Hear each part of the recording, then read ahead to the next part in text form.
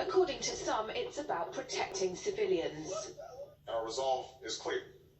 The people of Libya must be protected. Others say it's about oil. The only reason they're interested with Libya is about the oil. You think we'd be in Iraq if the major export there was broccoli? But some are convinced intervention in Libya is all about currency. Specifically, Gaddafi's plan to introduce the gold dinar, a single African currency made from gold, a true sharing of the wealth. It's one of these things that you have to plan almost in secret, because as soon as you say you're going to change over from the dollar to something else, you're going to be targeted. There were two conferences on this, one in '96 and another one in the year 2000, called the World Mataba Conference, organised by Gaddafi. And everybody was interested. I think most countries in Africa were keen. Gaddafi didn't give up.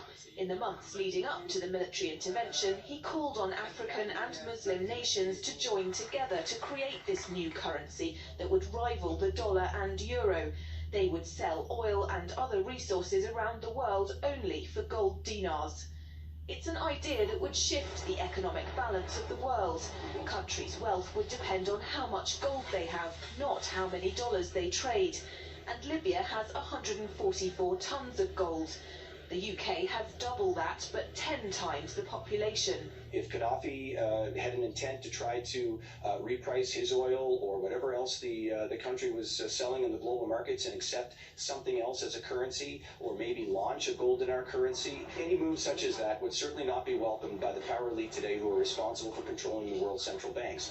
So yes, that would certainly be something that would cause his immediate dismissal and the need for other reasons to be brought forth for removing him from power. It's happened before. In 2000, Saddam Hussein announced Iraqi oil would be traded in euros, not dollars. Sanctions and an invasion followed. Some say because the Americans were desperate to prevent OPEC from transferring oil trading in all its member countries to the euro.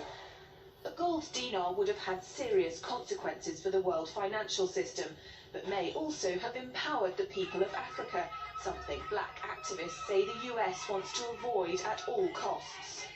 The United States should welcome the self-determination of Africans. They certainly have denied self-determination to Africans inside the United States, so we're not surprised by anything that the United States would do to hinder self-determination of Africans on the continent. The UK's gold is kept here in a secure vault somewhere in the depths of the Bank of England. As in most developed countries, there's not enough to go around. But that's not the case in places like Libya and many of the Gulf states. A gold dinar would have given oil-rich African and Middle Eastern countries the power to turn around to their energy-hungry customers and say, sorry, the price has gone up and we want gold. Some say the US and its NATO allies literally couldn't afford to let that happen.